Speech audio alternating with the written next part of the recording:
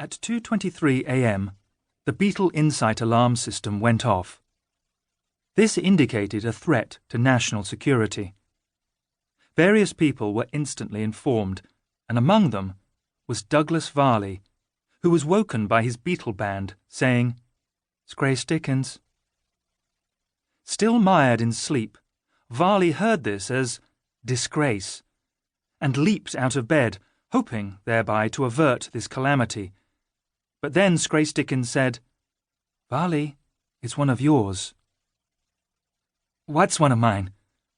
"You didn't hear yet?" "No, I was asleep until 5 seconds ago." Scrace Dickens, a very intelligent personal assistant who never slept, paused for a moment to process and discard this irrelevant information.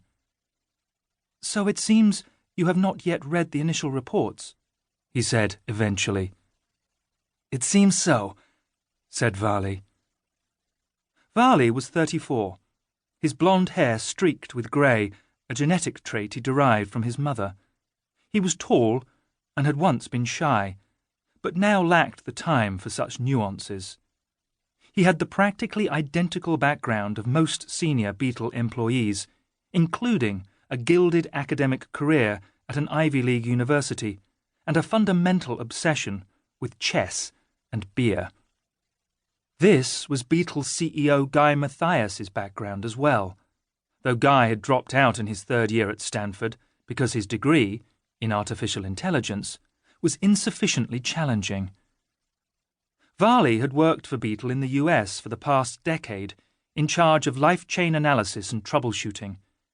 This meant he was constantly fending off potential or actual disasters. He had recently been posted to London because the UK had the most advanced benign regulatory environment in the world, and Beetle was the world leader in benign regulatory environments. "Do you want me to summarise everything for you?" said Scrace Dickens kindly. Varley generally refused offers of summaries from his very intelligent personal assistant, also known as a Veep, to maintain the illusion of autonomy. But this morning his head ached. He had drunk a little too much wine the previous night, as doubtless his Beetle band had registered, and he noted with some alarm that his hands were trembling. "All right, thanks," he said ungratefully. Within a few minutes, Varley had gained a clear picture of the case. His case.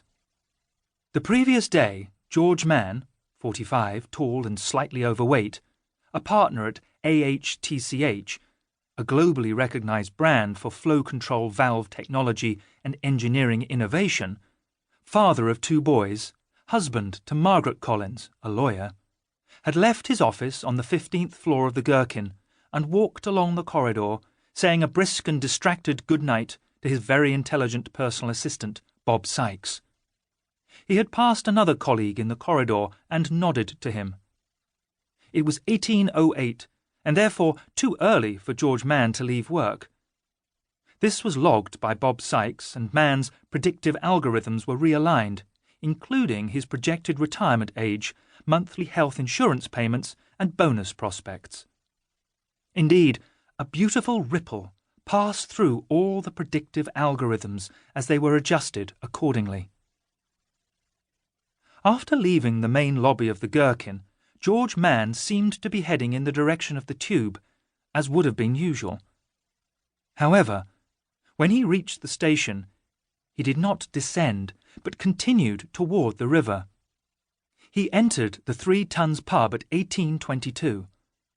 There, he sat in a corner and drank 7 whiskies and 3 bottles of wine over the next 6 hours.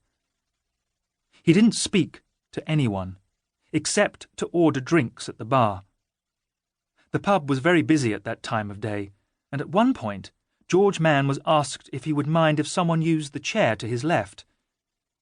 He did not reply, but this was understandable because there was a great deal of noise, and the person shrugged and took the chair anyway. Shortly after midnight, George Mann asked his Beetle band to order him a car, which was duly requested from Mercury and appeared within minutes. The in-car operating system had no record of man saying anything at all.